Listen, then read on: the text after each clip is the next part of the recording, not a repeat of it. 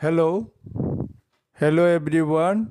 Welcome to my YouTube channel Accountancy Smart Concept. আমি সজল Dutta accounting প্রফেশনেও আছি, teaching প্রফেশনেও আছি, কলেজেও পড়িয়েছি।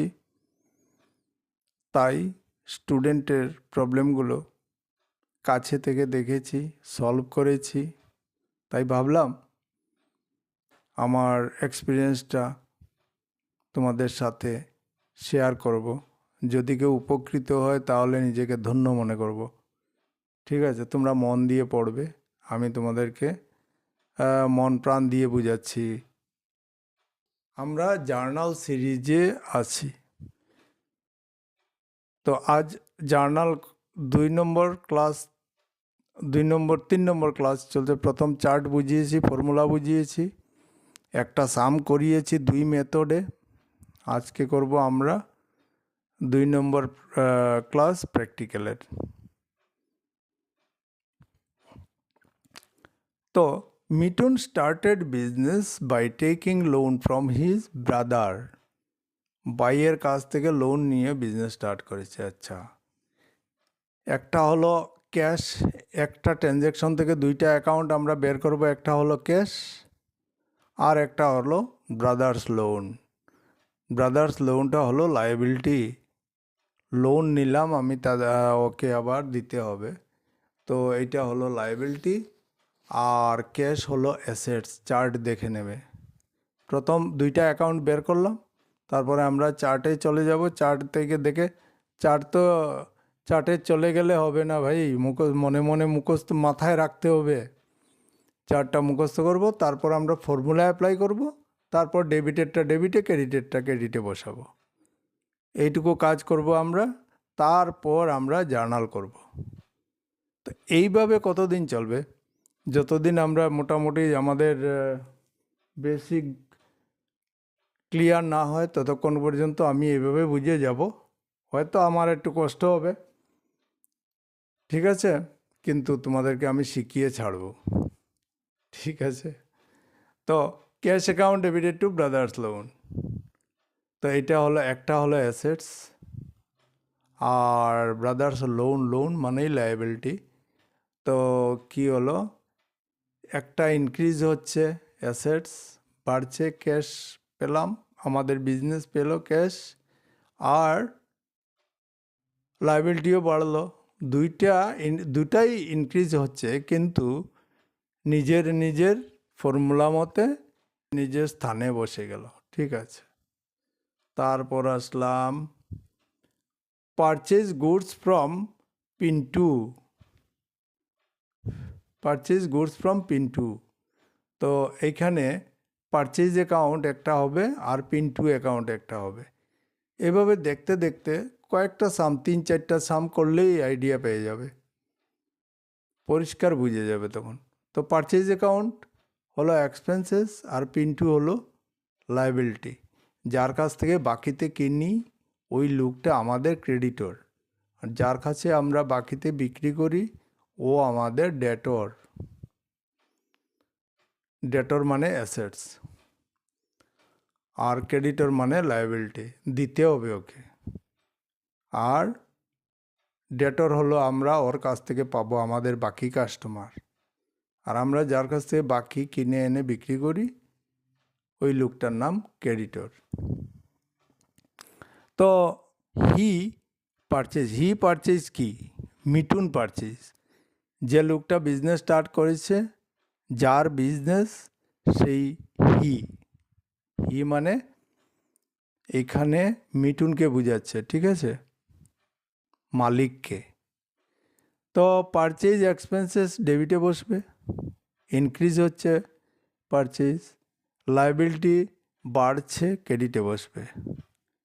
আচ্ছা, he return goods to Pintu. He মানে মিঠুন, মালিক রিটার্ন করছে। তো এখানে পিন্টু হবে আর পারচেজ রিটার্ন হবে।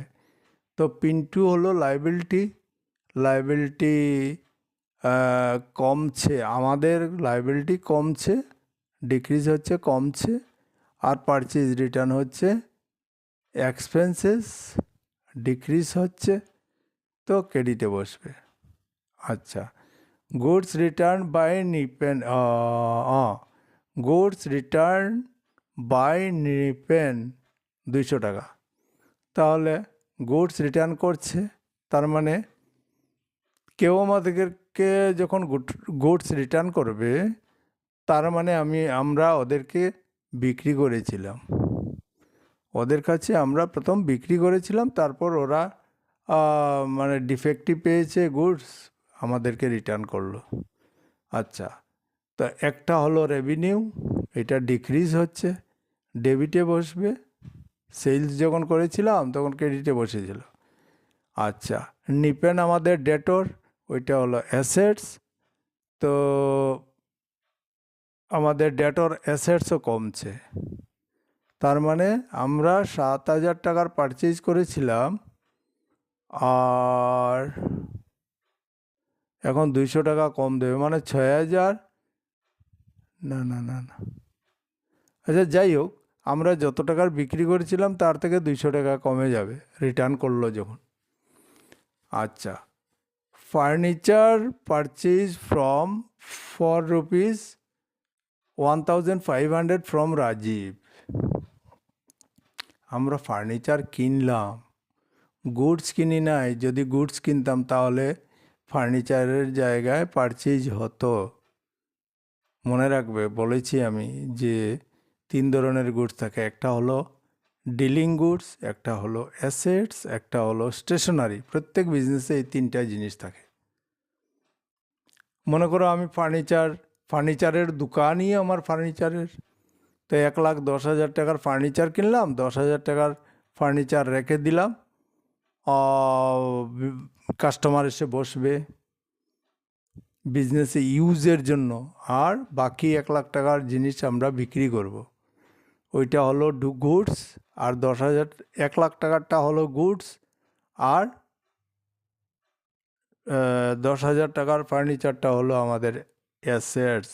ওইটা বুঝে এন্ট্রি মারতে হবে, ঠিক আছে? তো ফার্নিচার এখন আমরা ইউজের জন্য কিনছি, এর জন্য ফার্নিচারটা আমাদের অ্যাসেটস। আর কার কাছ থেকে কিনলাম? রাজীবের কাছ থেকে। কেন রাজীব লায়াবিলিটি হলো, আমরা বাকিতে কিনেছি, ওকে আবার দিতে হবে পয়সা। তো ক্যাশ পারচেজ, ক্রেডিট পারচেজ শেখানোর জন্য ওইটা আমি আগেই বলে দিয়েছি ভাই, ফর্মুলা প্রথম দিনই, তো ওইটা দেখে নেবে তোরা। अच्छा ठीक है। सोल्ड फर्नीचर, अभी सेल्स नहीं बोला, गुड सेल्स नहीं बोला, सोल्ड फर्नीचर बोला। Manish Mahesh to furniture. और একটা কথা মনে রাখবে, আমরা যখন ফার্নিচার বা অ্যাসেটস কিনি তখন আমরা কি করি, যারা ডেটর বা ক্রেডিটর হয় ওদের নামের পেছনে আমরা লিখে দেই ক্রেডিটর ফর রাজীব, যেমন রাজীব, ক্রেডিটর ফর ফার্নিচার। এখন আমরা মহেশের রাইট সাইডে লিখে দেব ব্র্যাকেটে ডেটর ফর ফার্নিচার। ডেটর মানে DEBTOR, ডেটর মানে মহেশ আমাদের ডেটর, ওকে ওর কাছে বিক্রি করলাম, পরে পয়সা পাবো। তো এইটা গুডস বিক্রি করে নয়, আমাদের ইনকাম ট্যাক্স হয় ডিলিং গুডসের বিক্রির উপর ডিপেন্ড করে ইনকাম ট্যাক্স হয়। তো এইটা যদি ওইটার সঙ্গে মিশে যায় তাহলে আমাদের ইনকাম বেড়ে যাবে, বা ইনকাম তো বাঁচাতে হবে। তাই আমরা লিখে দিই মহেশের রাইট সাইডে লিখে দেবো ক্রেডিটর ফর ফার্নিচার, যাতে ডিলিং গুডসের বিক্রির সাথে অ্যাসেটস বিক্রির টাকা মিক্স আপ হতে পারে না। আমরা দেখলেই বুঝে যাবো ওইটা ক্রেডিটর ফর ফার্নিচার। আচ্ছা, এরপর হলো কি, paid rent to landlord mister X 400।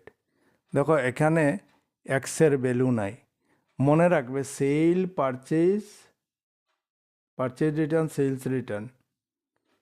আর এগুলোর সাথে যদি কোনো পার্টি থাকে বা ফার্নিচার কিনলাম, ওইটা ওদের এইগুলোর সাথে যদি কোনো গুডসের সঙ্গে তোমার থাকে, পার্টি থাকে, তো পার্টির ভ্যালু আছে। কিন্তু যখনই দেখব যে গুডস বা অ্যাসেটসের সাথে যদি কোনো পার্টি থাকে, তাহলে পার্টির ভ্যালু আছে। আর যদি গুডস বা পার্টির সাথে অন্য যত তোমার এক্সপেন্সেস ইনকাম আছে, ওর সাথে পার্টি থাকলে পার্টির ভ্যালু নাই। মনে রাখবে, পার্টিটাকে আমরা কনসিডার করি না। তো এখানে rent account debited to rent আর cash, rent expenses assets, cash assets. তো অ্যাসেট ডিক্রিজ হলো, রেন্ট ইনক্রিজ হলো, ডেবিটে বসলো রেন্ট, আর অ্যাসেটসে আমরা বসালাম ক্যাশ, গেল অ্যাসেটসে, ক্রেডিটে বসালাম 1,000 টাকা।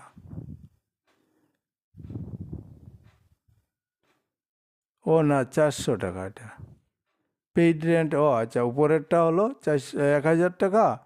আর এক্স যখন থাকবে, কোনো পার্টির নাম থাকবে, এই ধরনের রেন্ট, স্যালারি, এগুলোর সাথে শুধু মনে রাখবে ডিলিং গুডস আর অ্যাসেটসের সাথেই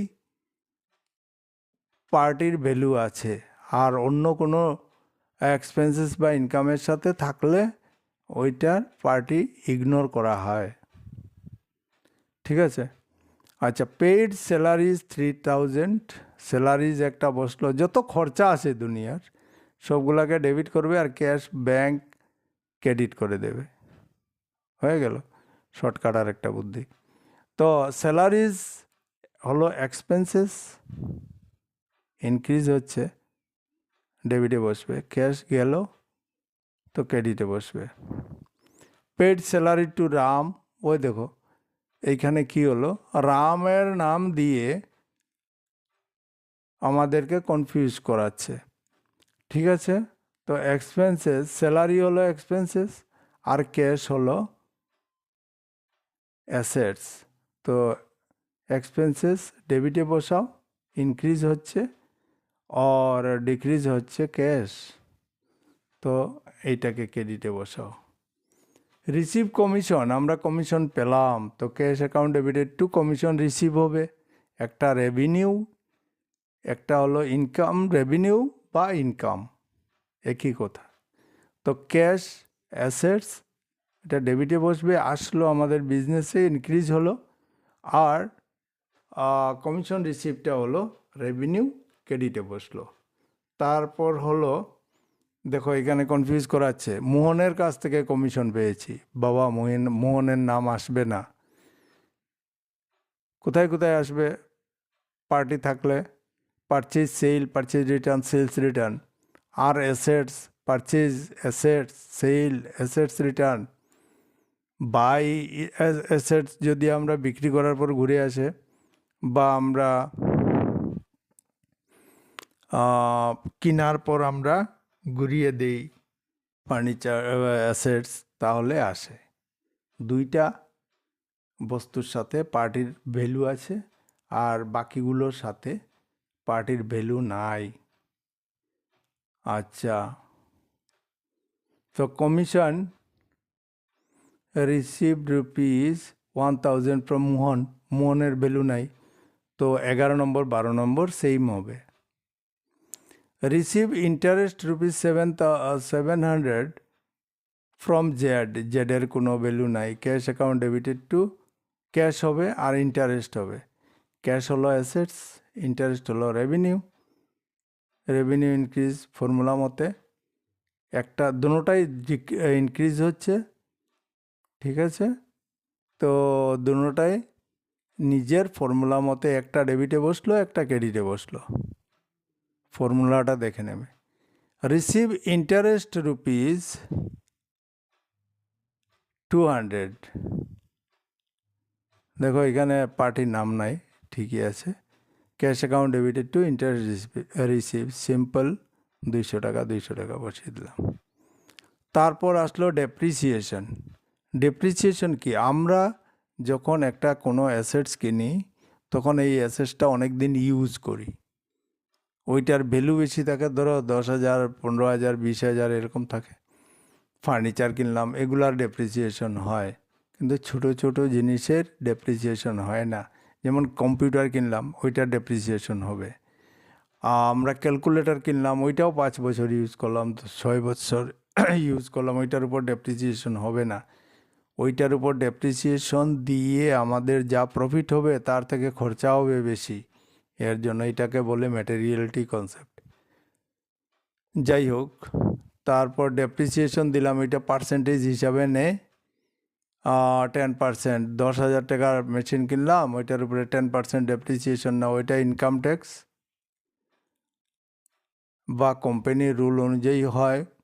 এটা বড় হলে বুঝবে, যখন ইনকাম ট্যাক্স পড়বে, কোম্পানি অ্যাকাউন্ট পড়বে, কোম্পানি অ্যাকাউন্ট করবে, তখন বুঝবে।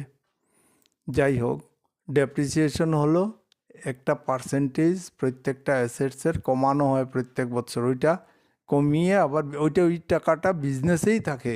আমরা যখন আবার আরেকটা নতুন অ্যাসেটস কিনবো, বিজনেস থেকে টাকা বের করে নিয়ে আমরা কিনে নেব, তখন আমাদের অসুবিধা হবে না। এর জন্য আগে থেকে আমরা প্রোভাইড করে থাকি, পয়সা জমিয়ে রাখি। আচ্ছা, তারপর হলো ব্যাড ডেটস রিটার্ন অফ।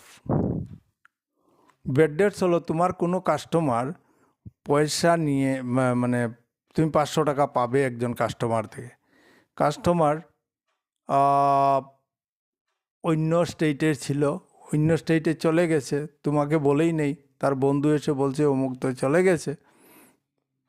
তুমি তুমি তখন কি করবে? ইয়ার এন্ডিং হয়ে গেছে বাবা, এইটা তো আর আসবে না, গেল আমার পয়সা, জেলে চলে গেল, বা মরে গেল, অনেক কারণে ব্যাড ডেটস হয়। তো bad debts account, bad debts loss expenses না, লসই হয়। আর ব্যাড ডেটস এক্সপেন্সেস বা লস হয়, তো এটা ডেবিটে বসাও। আর ডেটর অ্যাসেটসের আমার মনে করো A to Z 26 জন কাস্টমার আছে, এর মধ্যে থেকে একজন মরে গেল, তাহলে ওই লোকটা ব্যাড ডেটস হয়ে যাবে, ওর টাকাটা গেল আমার। ঠিক আছে?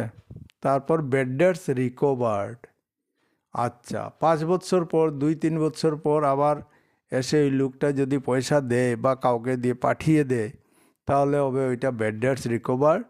তো ওইটা হবে cash account debited to bad debts recovered, আর কিছু লিখতে হবে না। তো ক্যাশ হলো অ্যাসেটস, ওইটা ডেবিটে বসবে, ওইটা ইনক্রিজ হলো। ইনকাম, ব্যাড ডেটস রিকভারটা এখন আমাদের হয়ে যাবে ইনকাম, ডুবা পয়সা আমরা ঘুরিয়ে পেলাম।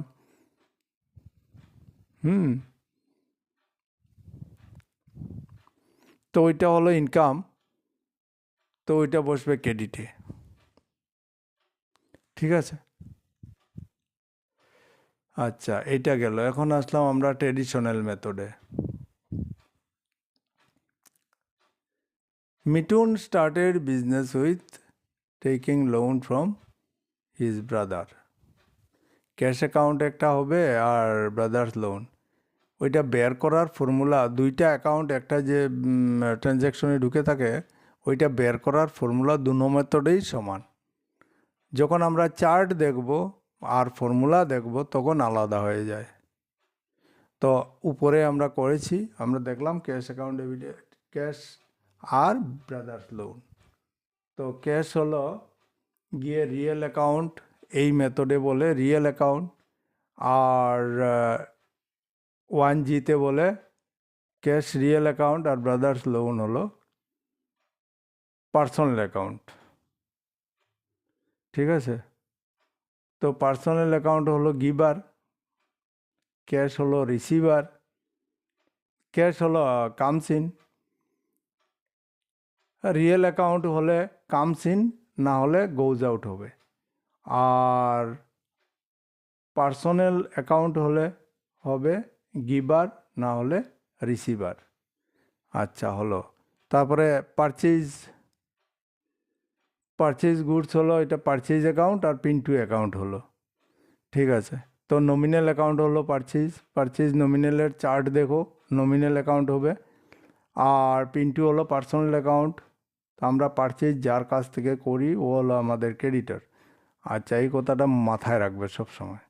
আর যার কাছে আমরা বাকিতে বিক্রি করি ও হলো ডেটর, আমাদের অ্যাসেটস। তো পারচেজ নমিনাল অ্যাকাউন্ট এক্সপেন্সেস, তো ডেবিটে বসবে। আর পিন্টু পার্সোনাল অ্যাকাউন্ট গিভার, এর জন্য ওইটা ক্রেডিটে বসবে।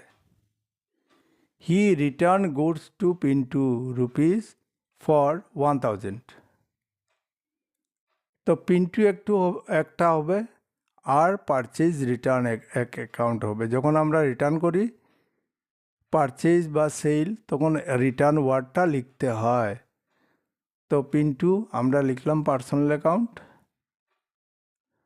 আর পারচেজ রিটার্ন হলো নমিনাল অ্যাকাউন্ট, এটা এক্সপেন্সেস। কিন্তু ফর্মুলা বলছে কি, ফর্মুলা বলছে যে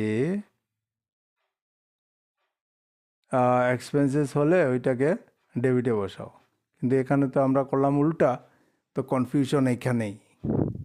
তখন আমরা কি করি, আগে যখন 5G মেথড, মডার্ন মেথড ছিল না, তখন আমরা এই জিনিসটাকে বুঝাতাম, ফর্মুলা তো ধরছে না ভাই, তো একটা কাজ করো, ওইটা বোঝার জন্য আমি আরেকটা সিস্টেম আনছি, ওইটাকে বলে স্টক সিস্টেম।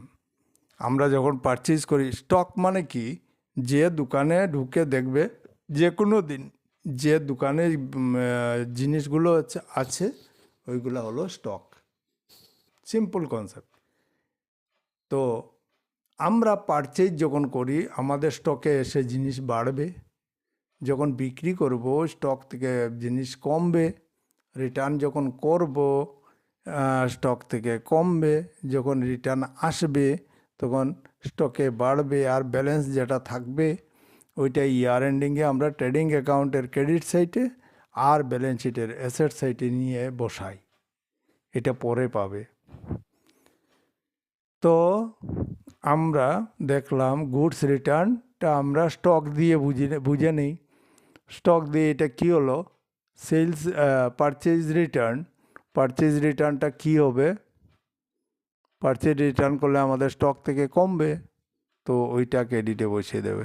তো পিন্টু রিসিভার, আর পারচেজ রিটার্ন হলো এক্সপেন্সেস, না বলে আমরা বললাম স্টক কমলো, এর জন্য এক্সপেন্সেসটা লিখবো ঠিকই আছে ফর্মুলা মতে, কিন্তু আমরা বলবো যে এটা স্টক কমছে এর জন্য ক্রেডিটে বসলো।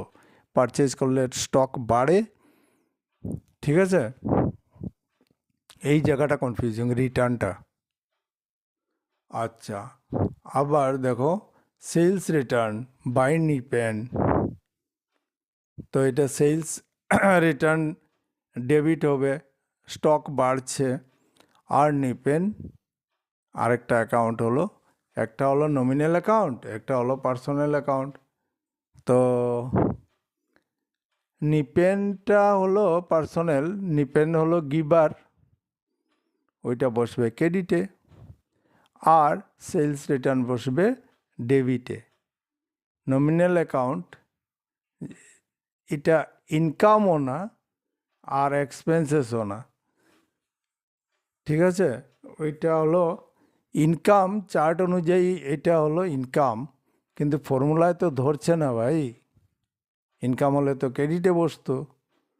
তাই আমরা স্টক একটা কনসেপ্ট নিয়ে আসলাম, এনে ধরে বেঁধে ওইটার মধ্যে ঢুকিয়ে ওইটাকে রিটার্নটা, সেলস রিটার্নটা বুঝিয়ে দিলাম, ঠিক আছে। এর জন্য আমি বলছি উপরের মেথডটা করো, উপরের মেথডটা স্ট্রেইট লাইন, স্ট্রেইট ফরওয়ার্ড, ঠিক আছে। তারপর sold furniture, purchase furniture, purchase furniture হুয়া গুডস রিটার্ন বাই আচারনি পেন গেল 5 নম্বর বলছি। পারচেজ ফার্নিচার, এখানে গুডস বলে নাই, ফার্নিচার বলছে, তো ফার্নিচার অ্যাকাউন্ট ডেবিটেড। ফার্নিচার আর রাজীব, কার কাছ থেকে কিনছি? রাজীবের কাছ থেকে। আচ্ছা, তো ফার্নিচার হলো রিয়েল অ্যাকাউন্ট আর রাজীব হলো পার্সোনাল অ্যাকাউন্ট। পার্সোনাল অ্যাকাউন্ট হলে গিভার, না হলে রিসিভার হবে। এখানে তো গিভার, ফার্নিচার দিচ্ছে কে? রাজীব। আর furniture real account, real account হলে কি হবে? কামসিন, না হলে গোজ আউট হবে। তো এটা কামসিন হচ্ছে, তো এটা ডেবিটে বসবে, রাজীব ক্রেডিটে বসবে। রাজীব আমাদের ক্রেডিটর। একটা কথা মনে রাখবে, গুডস যদি কিনি তাহলে রাজীব লিখলেই চলবে, কিন্তু প্র্যাকটিক্যাল অ্যাকাউন্টে যখন যাবে তখন রাজীবের রাইট সাইডে লিখতে হবে ক্রেডিটর ফর ফার্নিচার। ক্রেডিটর না তো পারচেজ, হ্যাঁ ক্রেডিটর ফর ফার্নিচার লিখতে হবে। আচ্ছা, তাহলে এখন যদি তোমরা ফার্নিচার টু রাজীব লিখো তাহলেও ভুল হবে না, চলবে। কিন্তু ব্র্যাকেটে যদি রাজীবের রাইট সাইডে লিখে দাও ক্রেডিটর ফর ফার্নিচার, তাহলে ওইটা দৌড়বে। ঠিক আছে? তারপর পুরনো হয়ে গেল, ফার্নিচার বিক্রি করলাম মহেশের কাছে, তো এখানে মহেশ আর ফার্নিচার আসবে। তো মহেশের এখানে ফার্নিচার না বলে যদি গুডস বলতো তাহলে সেলস হতো, কিন্তু ফার্নিচার আমরা এখন বিক্রি করছি। ওইটা হলো মহেশ পার্সোনাল অ্যাকাউন্ট, আর ফার্নিচার হলো রিয়েল অ্যাকাউন্ট। তো পার্সোনাল অ্যাকাউন্ট রিসিভারকে মহেশ, তাহলে বসাও ডেবিটে।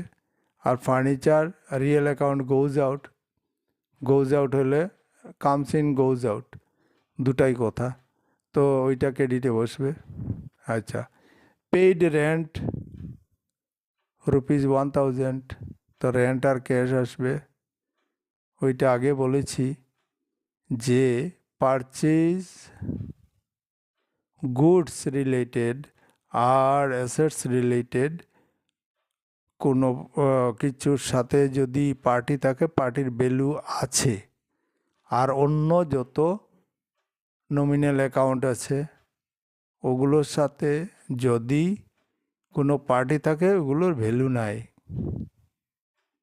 আচ্ছা, তো এখানে X rent account, paid rent to landlord X 400, তো ওইটা আগের মতো 7 আর 8 সেম হবে, এক্সের ভ্যালু হবে না। ঠিক আছে, তারপর আসো স্যালারি দিলাম আমরা, স্যালারি নমিনাল অ্যাকাউন্ট, এক্সপেন্সেস হবে স্যালারি স্যালারি স্যালারি স্যালারি, হ্যাঁ নমিনাল অ্যাকাউন্ট আর ক্যাশ। তো নমিনাল অ্যাকাউন্ট তো ডেবিটে বসবে, আর রিয়েল অ্যাকাউন্টে ক্যাশ যাচ্ছে, ক্যাশ ক্রেডিটে বসবে। চেকে যদি পেমেন্ট করতাম তাহলে ব্যাংক হতো ক্যাশের বদলা। ঠিক আছে? আচ্ছা, paid salaries to Ram, Ram আসবে না, তো 8, 9 নম্বর আর 10 নম্বর সেম হবে। এখানে পার্টি দিয়ে আমাদেরকে কনফিউজ করছে, পার্টির নাম দিয়ে। ঠিক আছে, বাদ দাও, ওইটা গেল এক্সপেন্সেস। এখন আসবে রিসিভ কমিশন, কমিশন পেলাম আমরা, তো ক্যাশ অ্যাকাউন্ট তো আসলো। রিসিভ, রিসিভ আর পেইড করলেই মনে রাখবে, রিসিভ করলেই ক্যাশ পাইলাম, আর পেইড হলো আমরা দিলাম, ক্যাশ দিলাম, তো ক্যাশ পেলাম আমরা কত? 1000, আর কমিশন রিসিভ হবে 1000। ঠিক আছে, আর রিসিভ কমিশন ₹1000 ফ্রম মোহন, মোহন দিয়ে আমাদেরকে কনফিউজ করাচ্ছে। সেম এন্ট্রি 11 আর 12 সেম এন্ট্রি হবে, শুধু মোহনটা কেটে ফেলে দাও মন থেকে, তাহলে হয়ে গেল সেম এন্ট্রি। আচ্ছা, এর পরের 2 এন্ট্রি 13, 14 ঠিক এরকম। Receive interest, cash account debited to interest receive, cash আর ইন্টারেস্ট রিসিভ হবে, দুইটা অ্যাকাউন্ট। রিয়েল অ্যাকাউন্ট হবে ক্যাশ, আর ইন্টারেস্ট রিসিভ হবে নমিনাল অ্যাকাউন্ট। হয়ে গেল, পার্টির কাজে আসবে না, পার্টির দরকার নেই। তারপর receive interest, cash account debited to interest, তার মানে 13 আর 14 সেম। শুধু পার্টি পার্টি দিয়ে কনফিউজ করাচ্ছে আমাদেরকে। আচ্ছা, ডেপ্রিসিয়েশন অন মেশিনারি। ডেপ্রিসিয়েশন কি? আমরা যখন মেশিন কিনি, একটা মেশিনের ভ্যালু 10,000 সাপোজ, তো ওর উপর হবে 10%, ওটার উপর হবে 10% ডেপ্রিসিয়েশন। তো নাও 1,000 টাকা হবে। তো ডেপ্রিসিয়েশন হলো নমিনাল অ্যাকাউন্ট এক্সপেন্সেস, ঠিক আছে? ওইটা এক্সপেন্সেস বা লস, মেশিনের ভ্যালু কমছে, ওইটা 1,000 টাকা করে আমরা প্রত্যেক বছর জমা করব। ডেপ্রিসিয়েশন বিজনেসেই থাকবে টাকাটা। আমরা যখন আবার নতুন মেশিন কিনবো, বিজনেস থেকে টাকা নিয়ে কিনে নেব, কোনো প্রবলেম হবে না। আচ্ছা, bad dates return of. Bad dates কখন হয় বলেছি আগে, যখন কোনো কাস্টমার পয়সা নিয়ে চলে যাবে, অন্য স্টেটের লোক অন্য স্টেটে চলে গেল, মরে গেল বা জেলে চলে গেল, ওইটা হবে নমিনাল অ্যাকাউন্ট। ওইটা লস, আমাদের লস হলো এটা। তো ব্যাড ডেটস লস ডেবিটে বসবে। আর পার্সোনাল অ্যাকাউন্ট কার দ্বারা হচ্ছে? ডেটর। তো আমাদের মনে করো সাপোজ আমাদের এ টু জেড 26 জন কাস্টমার আছে, এর মধ্যে এ মরে গেল। তো এ মরে গেল বা চলে গেল বা জেলে চলে গেল বা ভাগলো পয়সা নিয়ে, আর দেবে না, আমরা জেনে গেছি যে আর দেবে না, তখন আমরা কি করব? এটাকে ব্যাড ডেটস হিসাবে লিখব। ব্যাড ডেটস আমাদের লস হলো আর ডেটর থেকে কমলো। টোটাল ডেটর 26 জন ছিল, একজন কমে গেল, মরে গেল, জেলে চলে গেল, এটা হলো ব্যাড ডেটস। আচ্ছা, 2 বছর 3 বছর পর এই কাস্টমারের হঠাৎ মনে পড়লো যে এই লোকটা যাচ্ছে, তো ওর সাথে টাকাটা পাঠিয়ে দেই, বা ফোনেও কথা হলো, পয়সাটা পাঠিয়ে দিল, তখন গিয়ে ওইটা হবে আমাদের লাভ। সেল করি, সেলও করলাম না, পারচেজও করলাম না, কিচ্ছু করলাম না, আমরা টাকাটা পেয়ে গেলাম, ওইটা হলো লাভ আমাদের। তো ব্যাড ডেটস রিকভার্ড ওইটাকে বলে, ব্যাড ডেটস রিকভার্ড। অ্যাকাউন্ট একটা হবে আর ক্যাশ অ্যাকাউন্ট একটা হবে।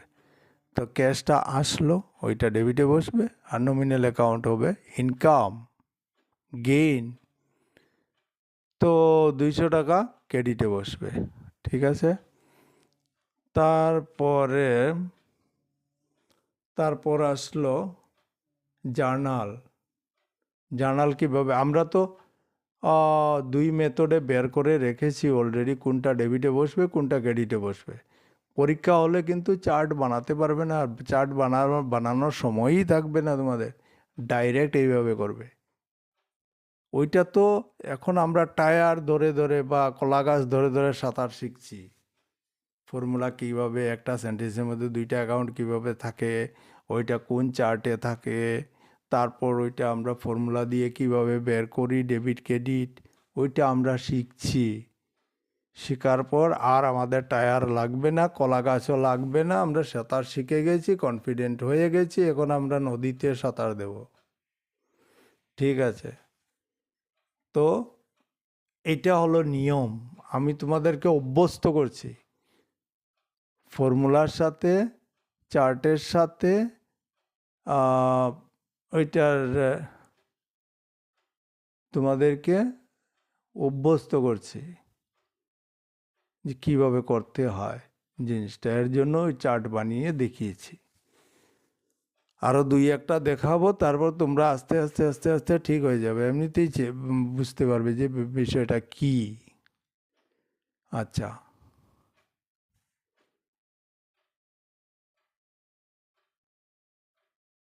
তো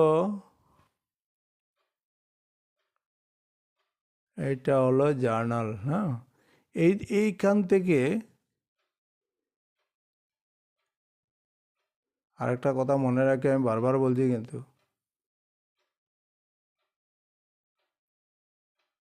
এই যে এখান থেকে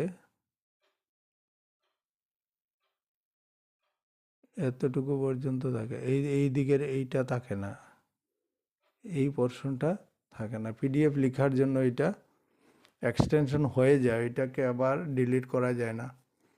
তাই বই দেখে এই দাগগুলো হবে না, ওইটা ক্লিন থাকে। এতটুকু পর্যন্ত ওই দাগটা কাটা হয় পরীক্ষাতে, এই কথা মনে রাখবে। কিন্তু বইতে যেরকম আছে বইয়ের মতো হবে, এটা দাগটা কাটা যায় না। তো এটা হলো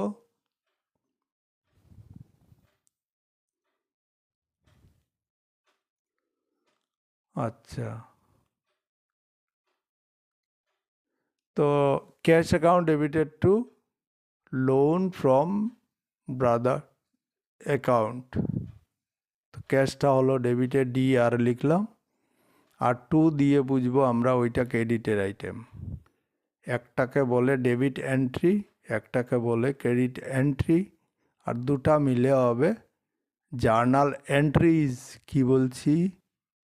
জার্নাল, একটাকে বলে ডেবিট এন্ট্রি, একটাকে বলে ক্রেডিট এন্ট্রি, আর দুটা মিলে হবে জার্নাল এন্ট্রিজ। জার্নাল এন্ট্রিজ লেখার পর তারপর একটা বিং লাগিয়ে, বিং এটা অ্যাকাউন্টেন্সির মন্ত্র, ঠিক আছে?